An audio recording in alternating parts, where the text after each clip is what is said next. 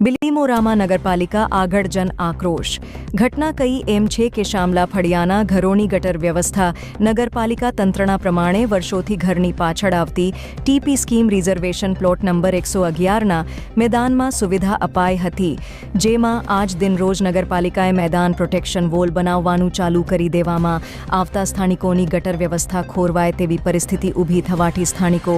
એ યોગ્ય કાર્યવાહી થાય તે માટે નગરપાલિકામાં ડ્રેનેજ વિભાગના અધિકારીને વિનંતી કરી। તો જોઈએ ગરમાયેલી આજની ઘટના।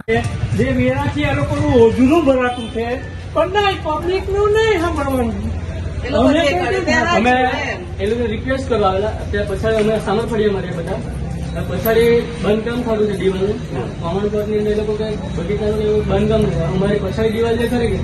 હવા ઉજે છે ને અમારી સંદાસ બાથરૂમ જે પછાડી ગયો બરાબર, એના પાઇપો બધા પછાડી ગયેલા, દિવાલ લોકો બનાવવાના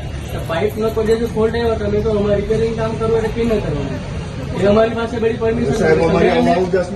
મેં કીધું કે તમે આ બાંધકામ કરવા માટે પરમિશન તમે લીધી તો અમને આપો ને, મેં કીધું કે અમારે કોની પરમિશન લાવવાની કે ટીપીને બીબી મેં કોઈ લેન્ડ રેવન્યુ ને બધું એમને જણાવ્યું, અમે કાયદાકીય અમે કઈ વિરુદ્ધ વર્તન બી નથી કર્યું, એ ઉચ્ચાવરથી વાત કરે એટલે અમે ઉચ્ચાવરથી વાત કરવી પડી।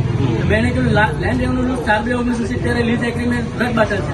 રિન્યુ થયા નહીં મળે તમે આ કામગીરી કઈ ન કરો। મેં કહ્યું જે રેવન્યુમાં જે આ બાંધકામ કરવું હોય કોઈ બી એમ અધિકારી કરે કે અમે કરાય તે પણ કર્યા બરાબર, તો લેન્ડ રેવન્યુ રૂલ્સ મુજબ 148, 152, 156 ની પરમિશન લેવી પડે ગવર્મેન્ટ ઓફ ઇન્ડિયા ભારત સરકારની, કારણ કે આ ખાનગી જમીન તો ક્યાં નથી પણ સરકારી જમીન છે, ગવર્મેન્ટ ઓફ ઇન્ડિયા ભારત સરકાર,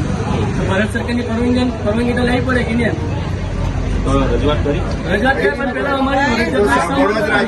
એના કાયદા કાનૂન બતાવ્યા, મેં કહું કાયદા કાનૂન પ્રમાણે તેનો જવાબ આપો અમને। એ એમ કે તમે પરમિશન લઈને આવો કંપની, જેની પરમિશન લેવાની છે તેની પરમિશન તમે લીધી નથી, તમે ઉટલાકનો અમોનો કહે છે કે તમે પરમિશન લઈને આવો।